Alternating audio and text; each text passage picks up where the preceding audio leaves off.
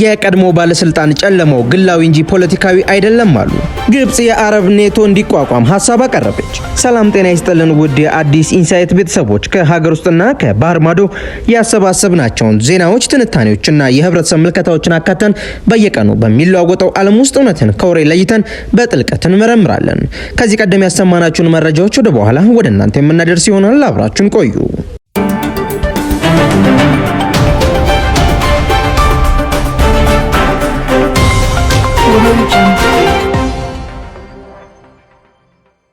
ቀዳሚ ወዳደረግናቸው መረጃዎች አለፈን። የቀድሞ ባለስልጣን ጨለማው ግላዊ እንጂ ፖለቲካዊ አይደለም አሉ። ከፍተኛ የመንግስት ባለስልጣን የነበሩት አቶ አብርሃም አለኸኝ መንጋቱ ስለማይቀር ጨለማውን እታገሳለሁ በማለት ቅዳሜ ምሽት ያስተላለፉትና ሰፊ መነጋገሪያ እንዲሆን የቀሰቀሰው መልእክታቸው ከግል ህይወቴ ጋር የተያያዘ እንጂ ከፖለቲካ ጋር ምንም ግንኙነት የለውም ሲሉ ገለጹ። አቶ አብርሃም ቅዳሜ ምሽት በፌስቡክ ገጻቸው ላይ ያስተላለፉት እንቆቅልሽ የሆነ መልእክት በማህበራዊ ሚዲያና በፖለቲካ ተንታኞች ዘንድ ከባድ ግምቶች አስነስቶ ነበር። አብዛኞቹ ተንታኞች መልእክቱን አሁን በሀገሪቱ በተለይም በአማራ ክልል ካለፈው የፖለቲካና የጸጥታ ሁኔታ ጋር በማያያዝ ጨለማው አሁን ያለውን አስቸጋሪ ሁኔታ እንደሚወክል ገምተው ነበር። ሌሎች ደግሞ መልእክቱ ከእሳቸው የግል የፖለቲካ ህይወት ጋር የተያያዘ ሊሆን እንደሚችል አስተያየት ሰጥተዋል። ነገር ግን አቶ አብርሃም በሰጡት አጭር ምላሽ እነዚህን ግምቶች ሙሉ በሙሉ ውድቅ አድርገዋል። የጻፍኩት ጽሁፍ የግል ህይወቴን የሚመለከት ነው ያሉት ባለስልጣኑ ከምንም አይነት የፖለቲካ ሁኔታ ጋር የሚገናኝ አይደለም ሲሉ አብራርተዋል። የምላሽ ቢሰጥም ብዙ የማህበራዊ ሚዲያ ተጠቃሚዎች ግን ጥርጣሬያቸውን እያገለጹ ነው። እንደ እሳቸው ያለ ከፍተኛ የፖለቲካ ሰው ቃላትን በጥንቃቄ እንደሚመርጥና ጨለማና መንጋት ያሉ ከባድ ምሳሌያዊ ቃላትን ለግል ጉዳይ ብቻ ይጠቀማሉ ብሎ ማመን ከባድ ነው የሚሉ አስተያየቶችን በስፋት እየሰነዘሩ ነው። ስለዚህ የአቶ አብርሃም ይፋዊ ማብራሪያ የፈጠረውን መነጋገሪያ ከማብረድ ይልቅ ይበልጥ እንዲቀጥል ያደረገም ይመስላል። መልእክቱ የግል ይሁን የፖለቲካ የአንድ ከፍተኛ ባለስልጣን ስሜት በዚህ መልኩ ይፋ መሆኑ በራሱ በሀገሪቱ የፖለቲካ ምህዳር ውስጥ ስላሉት ውስብስብ ውሳኔዎች ብዙ የሚናገረው ነገር አለ። አቶ አብርሃም ብልጽግና ህይወቴን ነክቷል በሚል ድርጅቱን ከ2 ዓመት በፊት የለቀቁ መሆኑም ይታወቃል።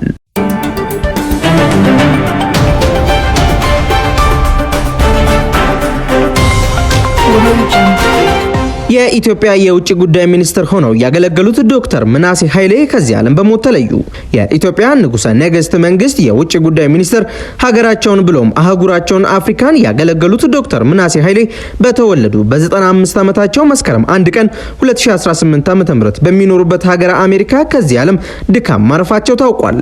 ዶክተር ምናሴ ኃይሌ ከአባታቸው ከባላምባራስ ኃይሌ ድብነህ ከእናታቸው ወይዘሮ እሌኒ ኃይሌ ታህሳስ 24 ቀን 1922 ዓ.ም ሐረር ከተማ የተወለዱ ሲሆን ከማንም በላይ የለፉላትን ሀገራቸውን ከ50 ዓመታት በላይ ሳያዩ በስደት እንዳሉ በአሜሪካን ሀገር በኒው ጀርሲ ጠቅላይ ግዛት ህይወታቸው አልፏል። በንጉሠ ነገሥት መንግስት ዘመን ሀገራቸው ኢትዮጵያን በማስታወቂያና በውጭ ጉዳይ ሚኒስተርነት ያገለገሉት ታላቁ ዲፕሎማት ዶክተር ምናሴ ኃይሌ ዩናይትድ ስቴትስ ውስጥ በ95 ዓመታቸው ማረፋቸው ተሰምቷል። እኚህ አንጋፋ ዲፕሎማት ብዙዎቻችን የምናውቃቸው በዘመነ ቀዳማዊ ኃይለ ሥላሴ የሊቢያው ተወካይ የአፍሪካ አንድነት ድርጅት ዋና መዲናዋን ከአዲስ አበባ ወደ ሌላ የአፍሪካ ከተማ እንዲዘዋወር ትዕቢትና ንቀት በታከለበት ሁኔታ ለጠየቀው ጥያቄ በሰጡት አስደናቂ መልስ ነበር።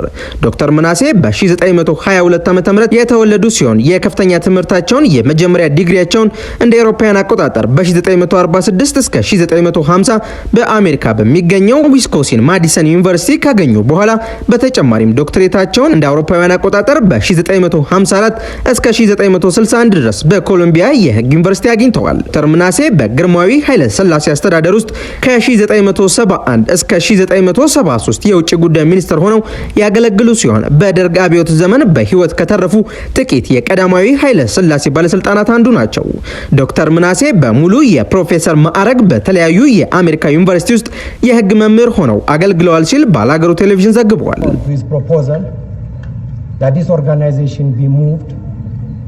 to another headquarter, to another city,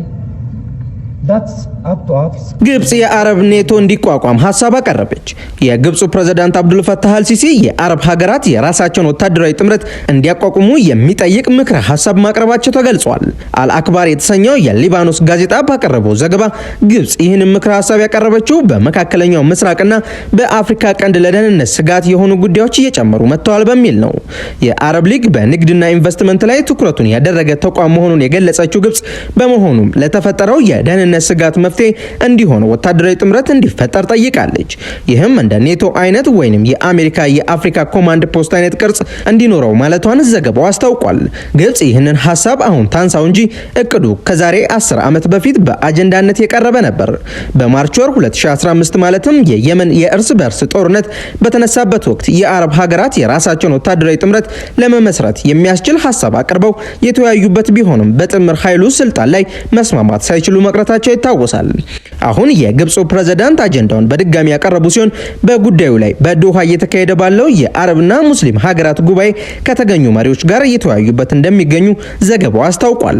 ፕሬዝዳንት አልሲሲ በዚህ እቅዳቸው 22 የአረብ ሀገራት የጥምረቱ አባል እንደሚሆኑ ግምታቸውን ያስቀመጡ ሲሆን እያንዳንዱ ሀገር ካለው ሀብት፣ ህዝብ ብዛትና ወታደራዊ አቅም በመነሳት ወታደሮችን ገንዘብ እንዲያዋጣ የሚል ሀሳብ አስፍረዋል። ለመነሻነትም በአዲሱ የአረብ ጥምር ኃይል ውስጥ ግብጽ 20 ሺህ ወታደሮችን ለማዋጣት ፈቃደኛ መሆኗን ፕሬዝዳንቱ መናገራቸው ተዘግቧል።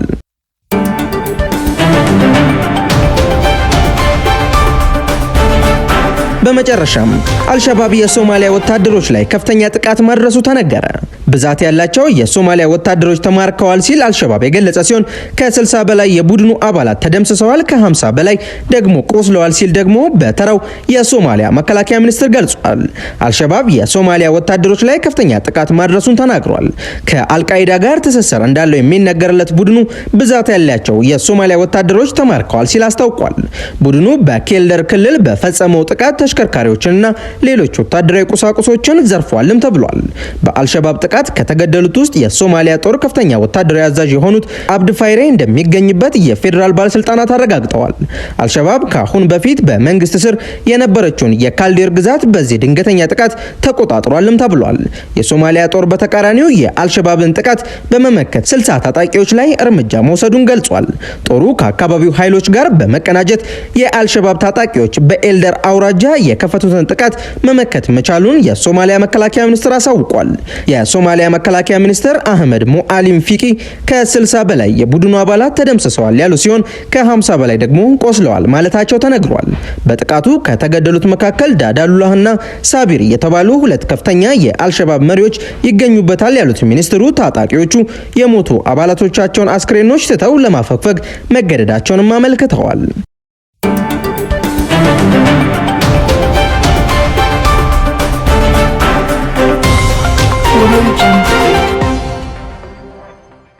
የሰዓቱ የአዲስ ኢንሳይት መረጃዎች ይመስሉ ነበር። ሐሳብ አስተያየት ካላችሁ በኮሜንት አጋሩን። እንደ ሁልጊዜውም ላይክ፣ ሼር እና ሰብስክራይብ በማድረግ አብሮነታችሁ አይለየን። በቀጣይ አዳዲስና ወቅታዊ መረጃዎች እስከምንገናኝ መልካም ጊዜን ተመኘን።